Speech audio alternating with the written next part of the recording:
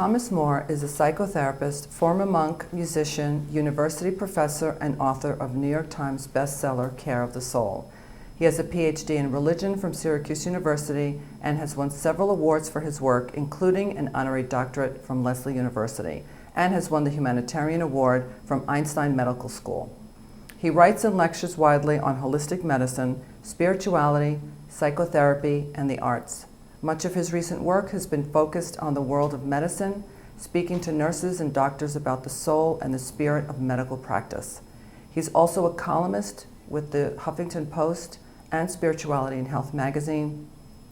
Today we'll be discussing Moore's latest book, A Religion of One's Own, a guide to creating a personal spirituality in a secular world. So thank you for joining us today. My pleasure. You're such a busy man, you have so much to do and people to teach, and we all want to learn, so I'm very grateful that you took the time to be here with us today. So in your most recent book, A Religion of One's Own, you discuss how spirituality is not a one-size-fits-all approach and how it's possible for everyone to find a spiritual sense of purpose. Where's the best place to start for someone who feels spiritually out of touch? I think the best place to start would be in nature, the natural world. So if a person's looking for some get in touch with their spirituality. One thing they could do is go out on a night and look at the sky, if you're in a place you can see the sky. Mm-hmm. And if you're in one of those places, you probably have to be a little bit out of the city to really see the night sky and be affected by it. But if you were to stand there or lie there in the ground and look at the sky, and I think there's no way you could avoid wondering what it's all about and wondering about yourself and the relationship to it. So that wonder, that sense of wonder, that would be very natural and nothing earth-shaking, but just there, could be a really good beginning. Because I think a lot of times we make spirituality very intellectual. Like we ask people, what do you believe? Right. I think that's one of the most useless questions people ever ask. What do you believe?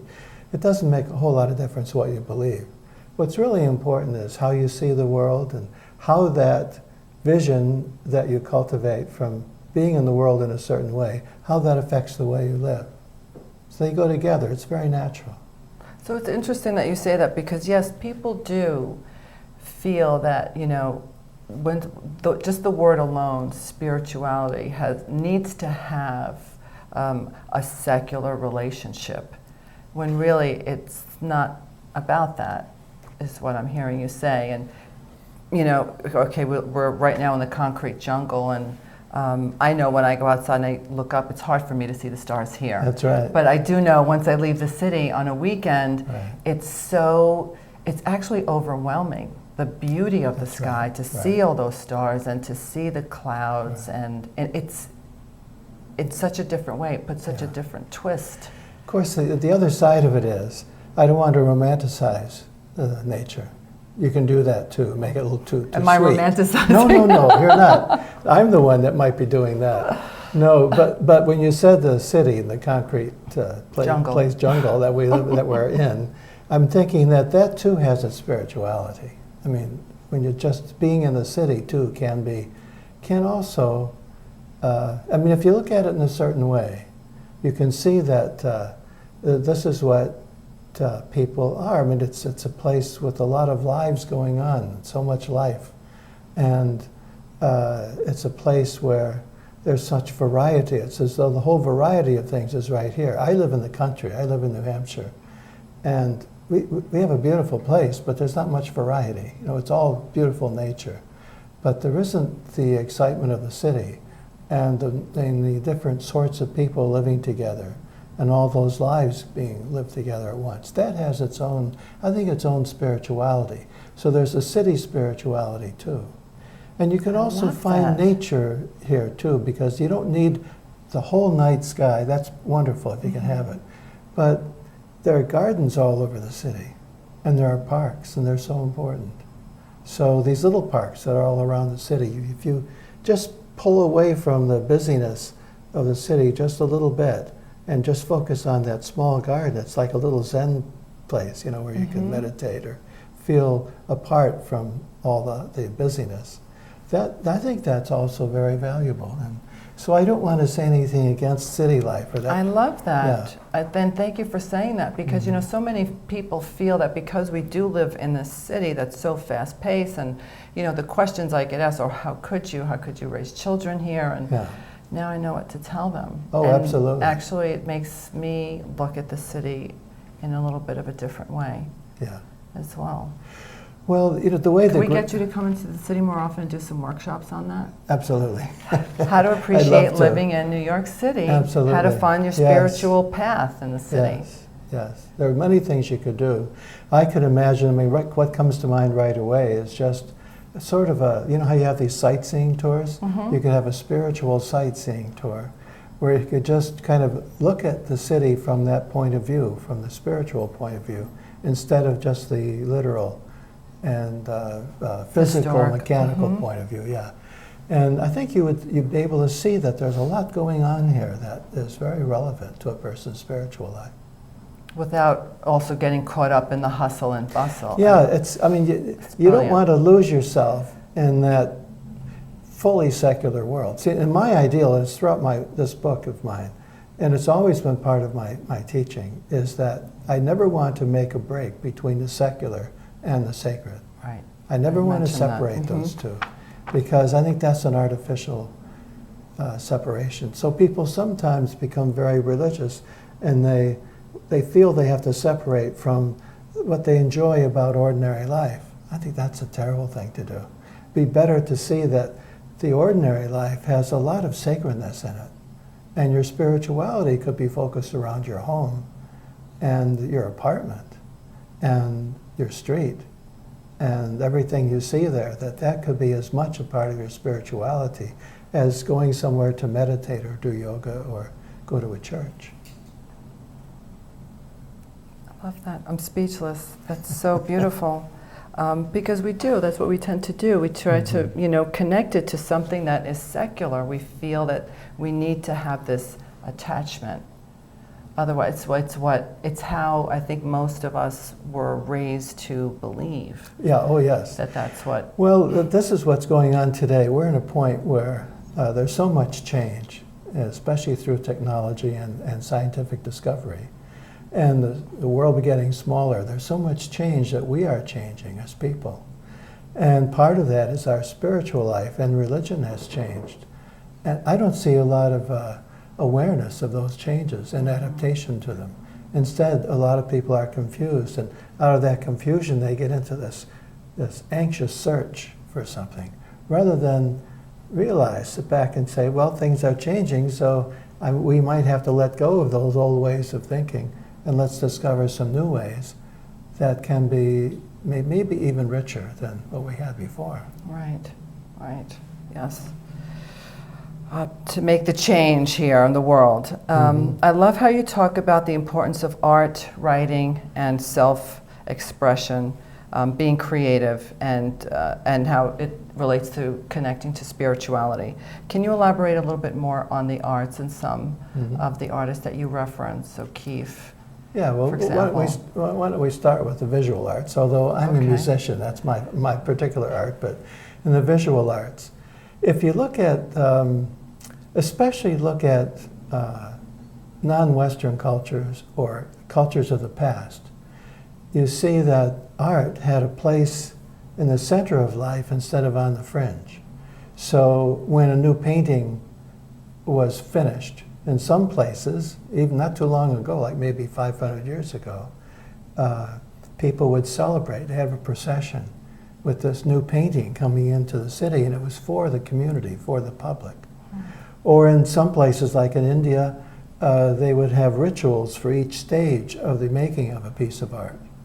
So there would be a priest or someone like that representing a spiritual point of view that would conduct a ritual for each stage of the making of the art. Oh, interesting. We don't do that. No, I mean, that would be so foreign to us, because everything is the individual artist for us.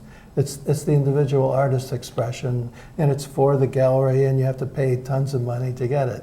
So it's very different. It's a very different We've become place. a very selfish world. It's a very individual, egotistical kind of approach to art. That's one of the difficulties that we have. We also interpret art that way. So we look at a piece of art and very frequently ask, what did the artist intend? Well, that's a strange question, because the greatest art in the world is not about the artist. It's about evoking some great mystery, some great, I would use the word archetypal there, meaning some image of something that goes on in life that we don't fully understand. Let's say like an artist might try to capture some aspect of the experience of love and put that into a painting. Mm-hmm. Or the experience of a quest for meaning, if that we don't really know what our lives are about and what life is about. So you put that into an image. And if you stand in front of that image, then you're faced with this mystery that has been evoked by it. And you can be affected by it, by that image, by being in its presence. So let's say if you take a really strong piece of art, visual art, and put it in a city somewhere where people can see it, maybe a sculpture, or in a garden, something like that, which was a very common practice, then the point is not to find out what the artist intended. That's really totally irrelevant. The point is to be there in the presence of this piece of art and not know what it means, but to be exposed to this very deep source of I don't know what to call it, life presenting itself. To find the connection to the piece. And it also enables you to express your own sense of creativity, imagination. That's right. You can talk about it for hours, and no one can tell you you're wrong. Right. You're not online doing some research. No. It's all about your emotional state. It's your relationship to the thing. Now, in India, as I understand, they have a practice called darshan, where you go on a pilgrimage, which is going to be not easy. You go on a pilgrimage, and in other words, you make a difficult journey to go to see a piece of art. You see it like a statue of the goddess or something like that. And the purpose is to see the art, but then be seen by it as well. Now that's an interesting thing. Yeah. So imagine that going to the museum, you say, I want to go to the museum so that this art can see me. Yeah, what do you mean by that? Well, it's an interesting thought. It's a very How do interesting you know thought. you're seen? Yeah, but see, that's because in our modern mind we don't get that. Yeah. It would take a big shift in our attitude to realize that we are in a dialogue, give and take, with these beautiful things in the world around us. That, to me, is the essence of religion. And the religious mind, the religious imagination understands that the world is alive. It has a soul. It's not just objective. It's not just out there. That is such a common understanding in our contemporary life, that the world is out there from us and is lifeless unless we put some life in it. But a more religious attitude in the traditional sense, in many places in the world, is that the world is alive and we can relate to it. And that is one aspect of religion. That's what we mean by sacred, that a thing is alive and it has a power in it. And so it makes sense that you might say that this is darshan. I'm in the presence of this art so it can behold me as I look at it. And we have So there's an exchange of energy. There's an exchange between the two. And that's what I understand religion in the deepest sense to be.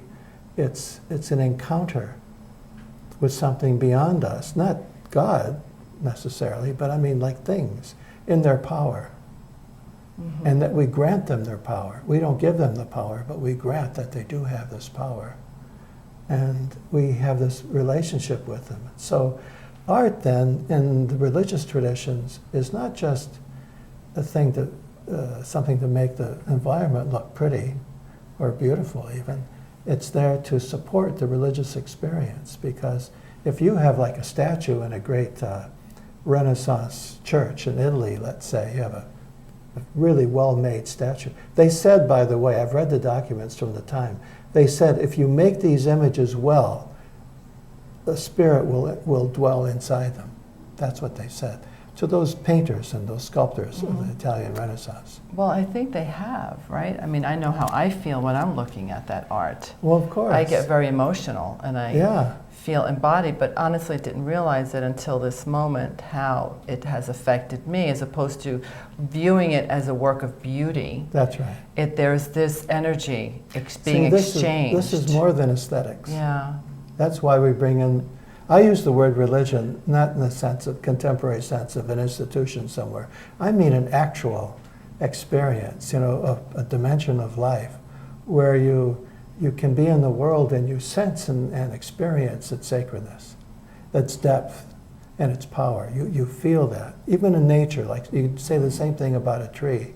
Stand in front of a tree and allow it its full being there. And so it is in relation to you just as you are to it. And that is what I understand religion to be. Right. It's reminded me of one time we had gone to the city of Pompeii.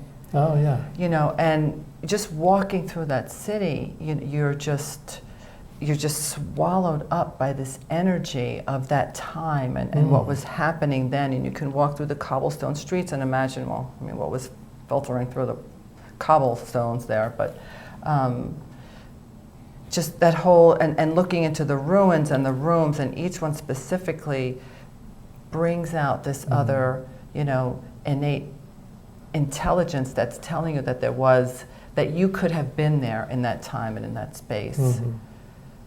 So how could we make people more aware of that? Your book, I guess, yes, for one, but people could, I can think back to that time and I know how I felt, but I can tell you that probably a handful of people felt that way, walking through that same well, I think city, not having that same we have experience. to tell each other. We have to have those experiences and realize they're not complete until we tell the story of them. We have to talk about them, and you have to take photographs. Photography is really good. So you go someplace like that, and for your own memory, but also for your friends and your family members and anyone else, you take some photographs. You maybe want to write your story. There's so many outlets now online where you could tell your story. And we need to share those things with each other and teach each other what we're learning as we go. School is kind of going out, I think. Yeah, I had mentioned that earlier before, but they're taking it, they are removing the arts from the schools. Yes. A lot of the elementary schools and high schools, they're eliminating music and art programs for technology. Mm-hmm. And it's, I'm struggling because I have 2 younger children, but, and we were constantly fighting that battle, but it's horrible. I mean, what's your feeling on that? Well, the arts to me are not about aesthetics. That's where we start. They are about being able to learn how to be in this world and see more deeply everything that's in it, so that our lives are richer and that we find our meaning not in our heads, but by our relation to the world in which we live. And the arts teach us how to see images, how to see everything in a deeper way. The great American spiritual teacher Black Elk says in his Black Elk Speaks, he says over and over again that you have to see in a sacred manner. That's key to me.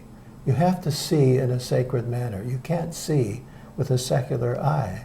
If you do that, then you're into the egotism and shallowness of modern life. So we have to restore a sense of seeing in a sacred manner. But what does that mean? Well, the arts teach us how to do that, because you look at a piece of art, you are contemplating the mystery that the artist has been able to glimpse herself, but also able then with good, strong images to be able, and maybe a good artistic skill, to be able to convey to us. That's why the artists are so important to us. Now, the schools don't understand this, so they think, well, what's important is get a good job, learn a skill, learn the modern world of technology and how to compute and how to do math and all that kind of thing. We're crazy about it now because we're so anxious of how to survive. But if we could understand the importance that to be persons, to be able to be together, to be in marriage together, to be able to raise children, requires that we have a certain depth and that we have educated our souls, not just our bodies. And that's what the arts do. They educate our souls. So what's happening when we exclude the arts from the schools is that the soul goes further into eclipse.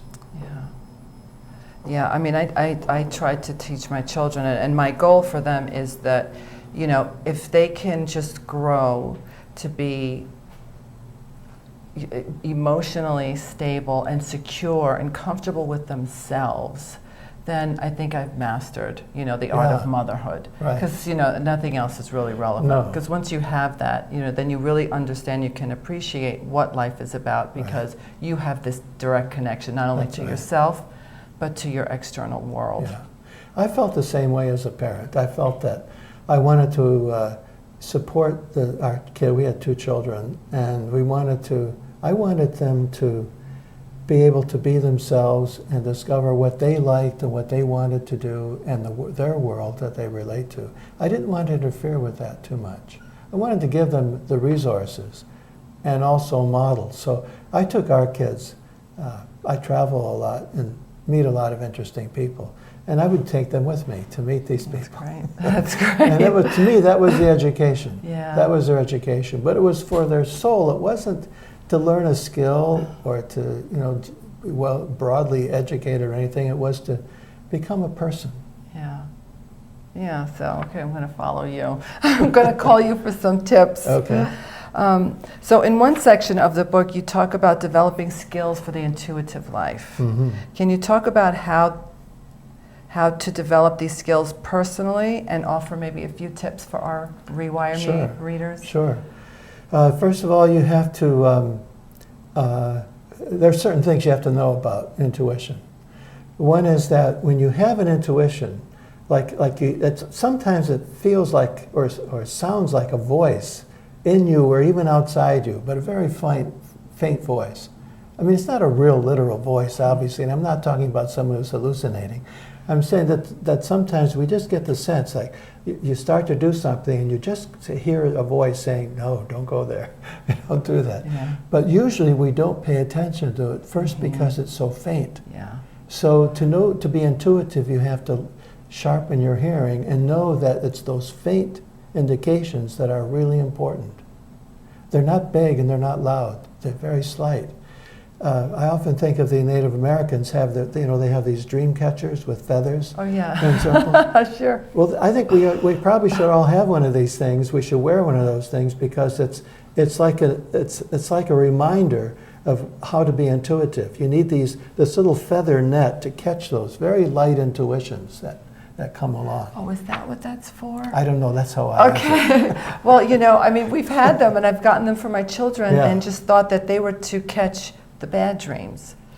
I didn't know that. But you know what? I like your definition of it much better because it's clearer how they could, branch onto their intuition and catch those little voices that they think they hear, but they don't want to admit. I can't tell you how important it is to know that lesson and keep it in mind. Don't let those faint intuitions go by. Grab them. But the second rule is trust them. I think we don't trust them. No, we don't. And if you could trust those intuitions, now they may not always turn out the way you expect. You may think, well, that wasn't right, or I shouldn't have followed that. It's okay. Either it was not the right thing, you didn't hear it right, or it wasn't the right thing for you, or it's going to maybe make sense at another time. Because sometimes these intuitions are really about the future rather than right now. You have to pay attention to that. But you have to trust them. I know this is very real for me because I try to live intuitively. And I know that it's not easy to trust them. There's a third thing I want to tell you. Can I be a little weird about this? Please.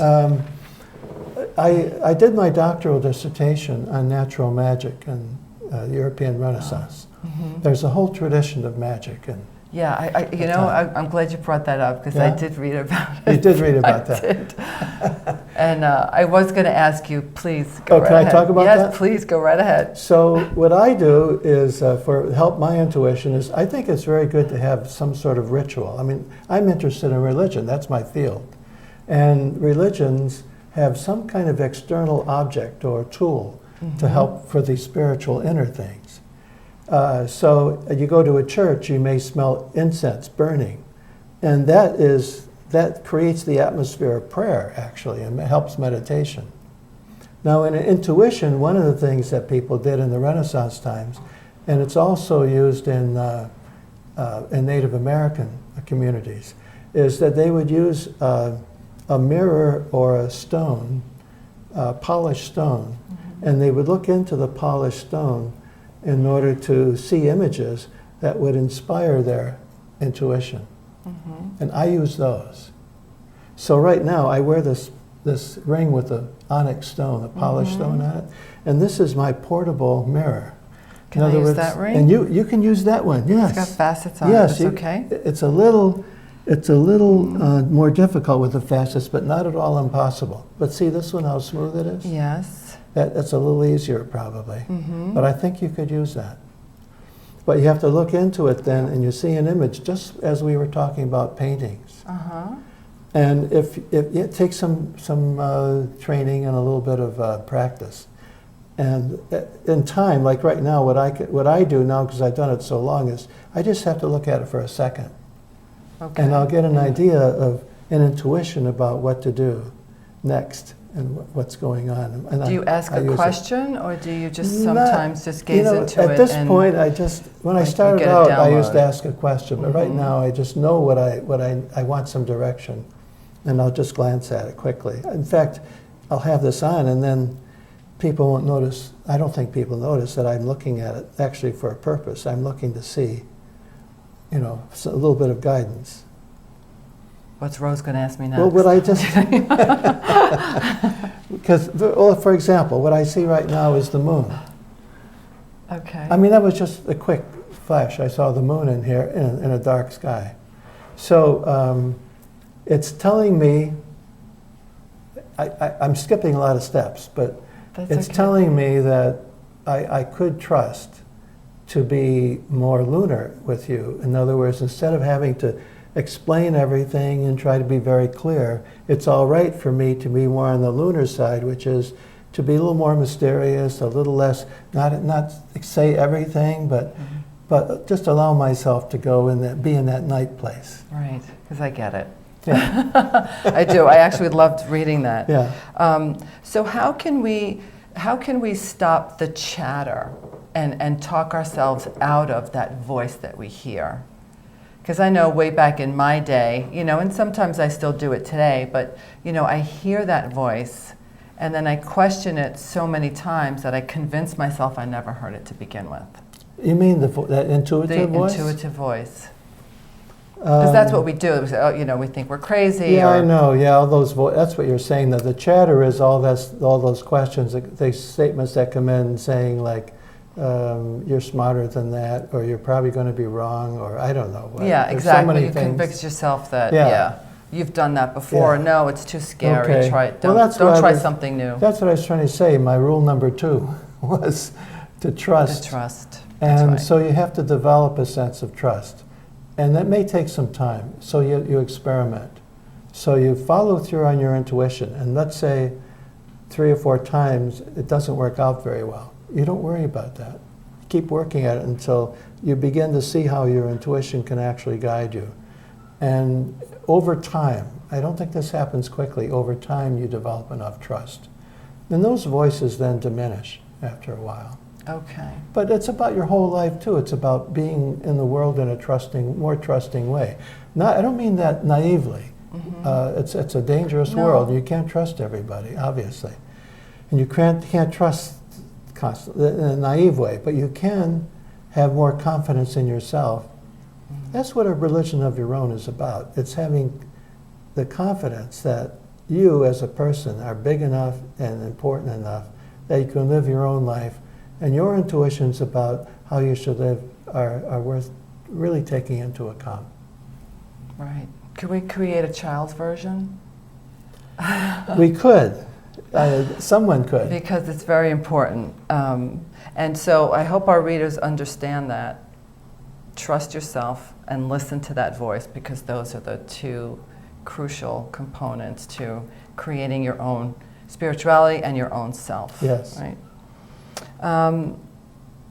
Okay, so is there a middle ground between the spiritual realm and the secular world, and how you can align yourself between the two?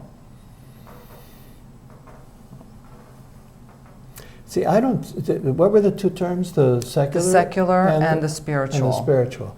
I don't see them as two worlds like that need a middle ground. I see them as right together. I mean, they are the same. This is even a Buddhist way of looking at it, you know, or an Indian way from India, Indian spirituality, that the sacred and the secular are just really almost like two different ways of looking at the same thing. Okay. So that's where I think people would get confused as well, like yeah, we be one way or the other? You don't want to separate these two worlds and say, how can I link them and how can I bring them together? The point is you want to be able to see that everything is sacred from a certain point of view. For example, you may think of the house in which you live as just being a house, and it's part of your secular life. But if you were to think about it more carefully, you realize that maybe from the very beginning, you could look at your childhood and say how important your home was. And you could ask yourself, have you been searching for a home in your life? Not a house so much, although that may be part of it, but a place or a situation that you can feel that you're at home, or that when you've done your work in the world, you can come back and you can relax and feel a deep peace because you're at home. And it even may relate to your childhood sense of home. You can maybe hear echoes of that early experience, either having a good home or a bad home, and how important it is for you to have home. Well, to me, that is so deep and so important and valuable that is part of your spirituality. So even looking for a house, which is an aspect of looking for your home, searching for a house and maybe fixing your house. I always say, if I'm putting a hinge on a door, that's my spiritual practice. And it's in relationship to this deep archetypal need for home. Now, the Greeks and other people like them who had many gods and goddesses that were different gods from what we call God, they represented these very deep aspects of life. They would have a god or a goddess for home because they understood that. In fact, the Greeks had a goddess called Hestia. Right. And she was to be found in the fireplace. And so if you have any kind of, even a fake fireplace, evokes the sense of Hestia in your home. Or maybe if you don't have a fireplace, you might want to have even a photograph of one, or maybe just a rock or something that will give focus to your one room of the house. And that then will be your Hestia place. And that's a way of saying that this place is sacred. And it's part of your religion. Your religion. And you don't have to call it Hestia, but you can borrow something from the Greeks there for that. And help you imagine it and do it. Right. But you don't need to. The point is to somehow recognize that your home is a sacred place, and taking care of it is part of your spiritual practice. Yes, thank you. And then you talk about living your bliss.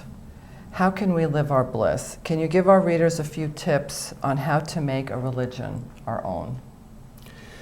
Well, bliss is a word that's used in different ways. Sometimes people mean like being blissed out, to be just really happy and have a moment where everything seems to be right. That's not what I mean. I'm thinking more, again, I get this more from India, where the word that they use quite often is ananda, which they use for bliss. In fact, a lot of people use that as part of their name.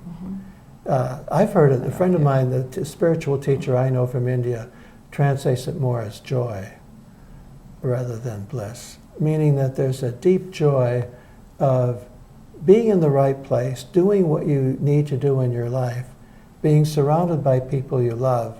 That's bliss. And it has to do with your fate and trusting yourself and getting to a point where things are in place and what you do has some meaning for you. So it's not the happiness of saying, I've got all the possessions I've ever wanted, or I have a lot of money, or I have all those things.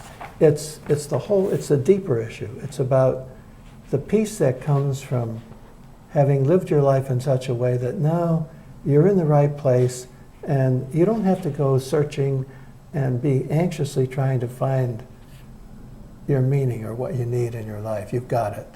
That's bliss. That's bliss. Yeah. And in the back of the book, you have a list of, what we can do and how to achieve that. It's kind of like a step-by-step guide. Yes. But you don't buy the book and skip to the back. You have to read through it because it is a really, really good book. And last thing I like to ask all of our interviewees are, did you ever have a moment in your life where you had this epiphany and you were rewired in some way? One lightning bolt of, wow, I get it now, and I need to change my life. That. I'm sure you've had many. Well, I've had many. One that people ask me about a lot is that when I was young, really young, when I was a boy, I went off to... You're still young. I know I am. When I was about 13, I entered a Catholic seminary, which was run by monks. And they lived, really my life from the age 13 was the life of a monk. And I loved it. And I was in it, my intention was to become a Catholic priest, which in those days was very common for a young person to do. Today it's less common, but then it was very common. So there I was in this life, enjoying it with this goal in mind and my family support. Everything seemed to be in place. And one morning I woke up and I realized, this was only a few months before I was to become a priest. I woke up and realized that it was over. And I had no good reason. There was no reason for me to think that. It was only an experience inside me. And I remember that day, maybe that's why I felt it that particular day, but that day I had a meeting with the main person there, the head of the place, to make final arrangements for this ordination to the priesthood. And I went into him and I said, this is the weirdest thing. I was all set to just go right ahead with this, but I woke up this morning and realized that it's over. And I'm not going to go any further. Like your mission there was complete. It was complete. Yeah. I didn't want it, and I knew a lot of people would be disappointed. And people would not understand that, because they'd understand that if I had fallen in love with someone, or if I had a job I wanted to do or something like that, but I had no good reason. There was nothing, no practical reason at all. But it was, again, an intuition, a deep feeling inside me. And it was clear. I didn't have any doubt about it, and I didn't hesitate. He said, well, why don't you take a year to let that settle and see what you want to do? And I said, oh, no. You knew. I know what this is. This is over. Right, but aren't we supposed to do that in life too? Aren't we supposed to embrace certain practices or theories and relationships for as long as they're meant to serve us, and then once we are fulfilled and once we've learned from them, it's time to move on? That's how I understand the word commitment. I don't like the idea of commitment as making a promise for the future forever and ever. That's not what life is. We're not trusting life then. Life is always about changing, always offering new opportunities, new ways of thinking. And if we're going to really live, we have to allow for that. So if I use the word commitment, which I really don't, I don't like it, but I know people use it. So I understand that to mean right now, with where I am and what I understand now, I'm going to give my all to it. But if someday I wake up and I realize it's over, then I'm going to trust that and I'm going to move in that direction. So I'm committed to life. Beautiful. Well said.